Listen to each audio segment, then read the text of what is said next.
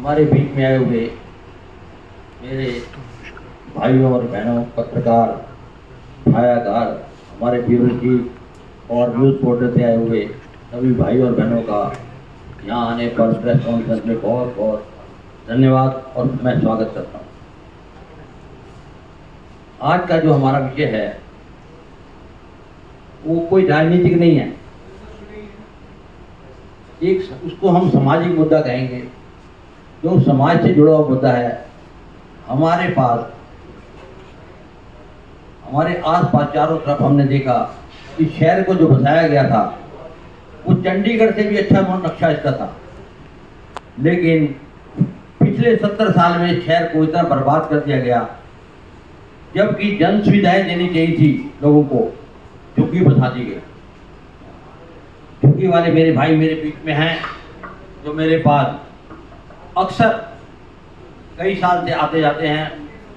आपने देखा मैं पिछले कुछ साल में राजनीति में सक्रिय नहीं रहा, लेकिन जब मैं फिर सक्रिय हुआ पिछले 5-7 साल से, तो इसी कॉलोनी से और राहुल कॉलोनी से हमारे पास यहाँ के प्रधान अनिल बैसला और मोनू यादव जो हमारे बीच में बैठे हैं, और साथ साथ राहुल कॉलोनी से बदन सिंह और लखन सिंह और सुरेश जी हमारे पास आए हुए हैं।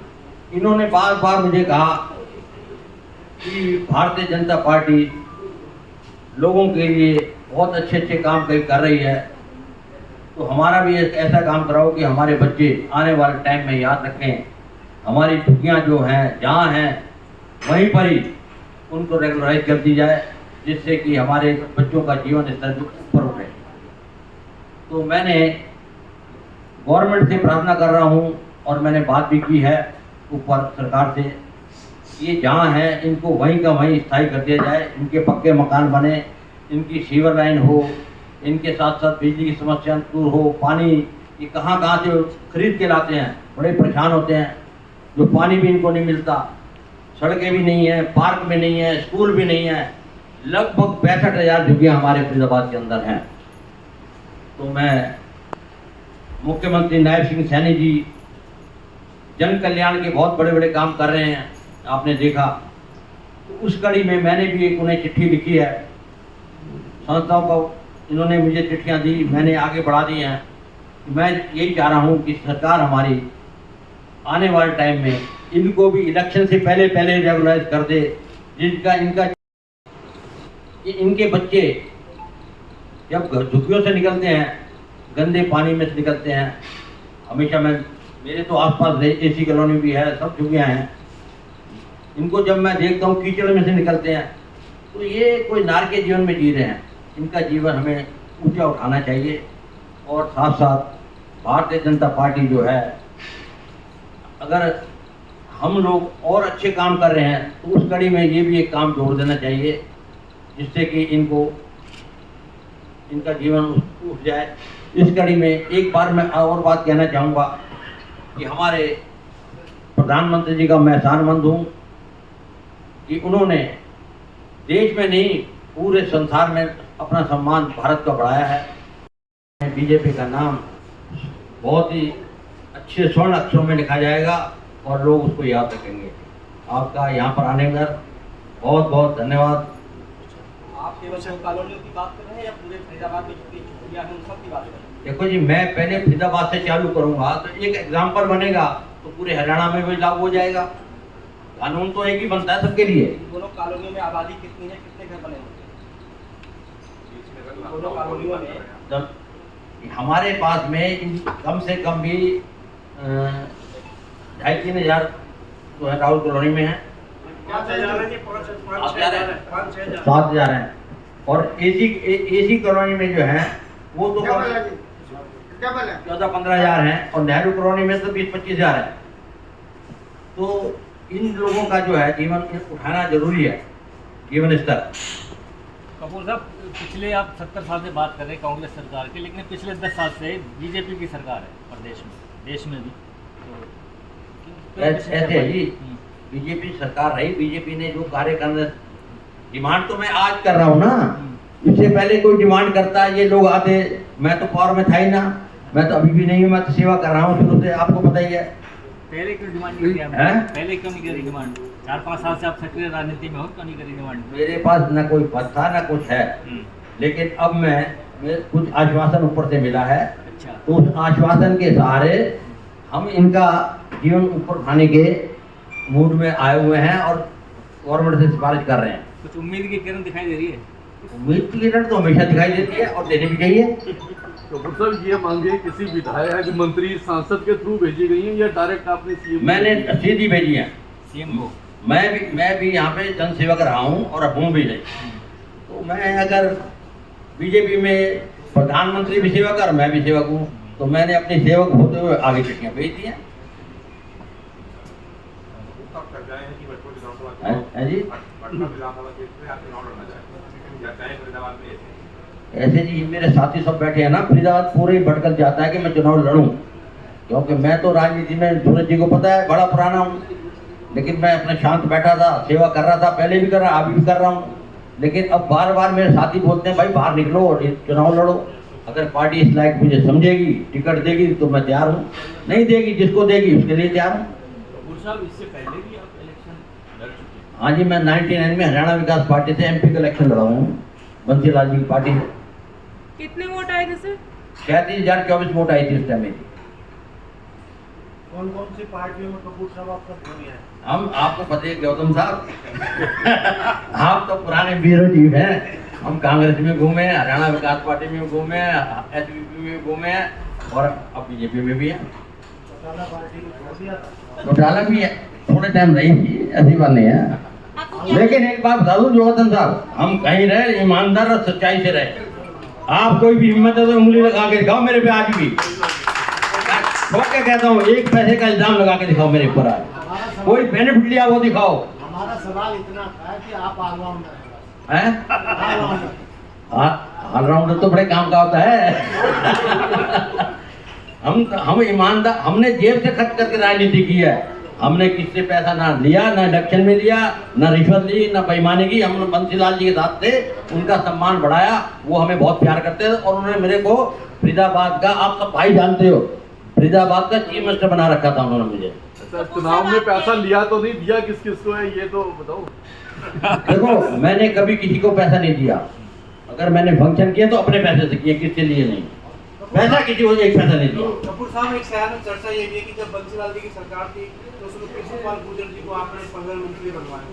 देखो जी, उस टाइम वो बीजेपी और हम एक साथ थे, तो जो हमारे एक तो मंत्री बनाना था, कृष्णपाल जी जब उन्हें पता मेरे बंसीलाल जी से संबंध है तो मेरे से मिले, मैंने कहा कोई बात नहीं, इससे अच्छा आदमी क्या होगा। तो हमारे साथी थे, भाई थे, तो हमने उनकी सिफारिश किया, बंसीलाल जी से मंत्री बनवाया। आप विधानसभा चुनाव लड़ने क्या पता है, मैं तो अपने लिए लड़ रहा हूँ। उन्होंने किया या नहीं किया वो सब आपके सामने, आप उससे कोई छुपा थोड़ी है। पत्रकार को सबसे ज्यादा पता होता है। आप बताओ। तो क्या आपको लगता है पार्टी टिकट काट देगी? बताएंगे ना कि कितने काम किए हैं, कौन कौन से काम हुए हैं? नहीं, वो ऐसे है जी, अगर किसने, हिम्मत रेखा ने, हाँ जी। हिम्मत रेखा अपनी जो उनकी पावर है वो काम कर रही है। वो पावर को जो उनको पब्लिक को पसंद है या नहीं पसंद है वो तो समय बताएगा। नहीं, क्या आपको लगता है पार्टी टिकट काटेगी इनकी? क्या लगता है पार्टी टिकट काटेगी? भाई मैं कैसे कहता हूँ, पार्टी के हाथ में है। आप कटवाने में लग रहे हो। मैं तो मांगने में लगा हूँ, कटवाने में नहीं। आपको कहीं से आश्वासन मिला है क्या?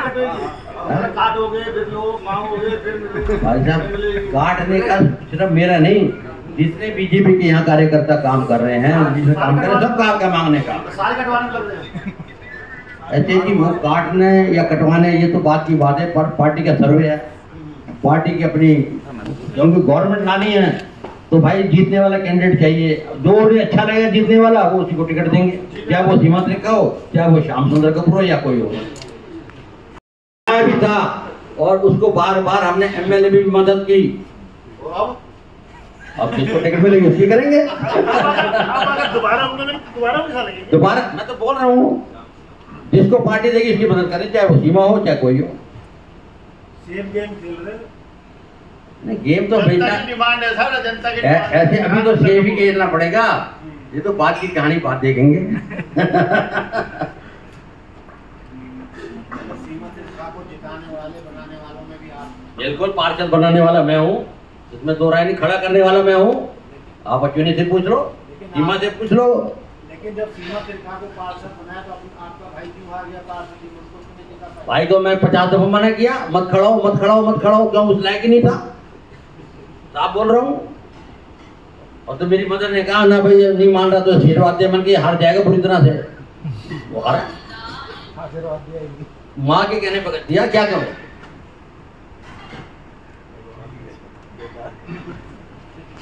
काम करना ना करना विधायक का अपना अधिकार है, और अगर रिजल्ट अच्छे मिलते हैं तो जनता बार बार बनाती है। ऐसे विधायक भी हैं जो 7-7 8-8 दफा बने हैं। मेरे एक रिश्ते, आखिरी सवाल ये है, हाँ जी, अब की बार टिकट मिलेगी तो जीत जाएंगे। अगर अगर अगर बीजेपी से टिकट नहीं मिली तो किसी और पार्टी से टिकट लेके चुनाव लड़ने का मन है? कोई इरादा नहीं है। बीजेपी में है, बीजेपी में रहेंगे, बात खत्म। इसके कहीं जाने का पिक्चर नहीं मिले कोई बात नहीं, सेवा करते रहेंगे। है जी, नहीं मिली तो नहीं लड़ेंगे, नहीं लड़ेंगे, और दल बदल भी नहीं करेंगे आगे। ये फाइनल है। दल बदल का तो काम ही नहीं है। तो जी मैं गुस्ताखी भाव अक्सर देखा गया है कि कोई भी नेता जो है वो दल बदल कब करते हैं, जब उन्हें कोई ना कोई प्रलोभन दिया जाता है। हमारे श्याम चंद्र कपूर ने कभी भी कोई पार्टी छोड़ी है तो पब्लिक के पीछे छोड़ी है। जहां पब्लिक की बात नहीं सुनी गई, पब्लिक का काम नहीं हुआ, तो श्याम चंद्र कपूर ने छाती ठोक के कहा अगर पब्लिक का काम नहीं होगा तो मैं इस पार्टी में नहीं लूंगा। नहीं ये जो भी पार्टी पब्लिक का काम करेगी, श्याम चंद्र कपूर वहां पर है। कपूर साहब के बारे में ये भी लोगों का कहना था कि कपूर साहब राजपूत है, जिसका राज तो ये बताओ ना, हमारे स्टार इतने अच्छे हैं कि हम राज बना लेते हैं।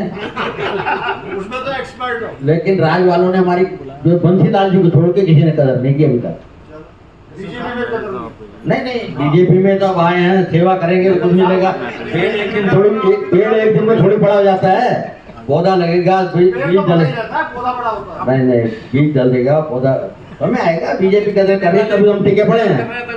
हाँ, कपूर साहब आपने झुग्गी झोंपड़ियों का जो मुद्दा उठाया है, जैसे भी बजाज साहब कह रहे थे कि अगर यहाँ भी वो पूरा नहीं हुआ तो क्या इस पार्टी को तब छोड़ेंगे? नहीं जी, उसके लिए संघर्ष करेंगे, इनका हक दिलवाएंगे, इसी पार्टी में रह करेंगे। पार्टी में रहकर ही संघर्ष हाँ, अपनी पार्टी में रह के आवाज उठाते रहेंगे। अगर पूरी नहीं हुई तो नहीं हुई तो भाई वो पब्लिक अपने आप जवाब देगी। फिर चुनाव भी तो आ रहे हैं।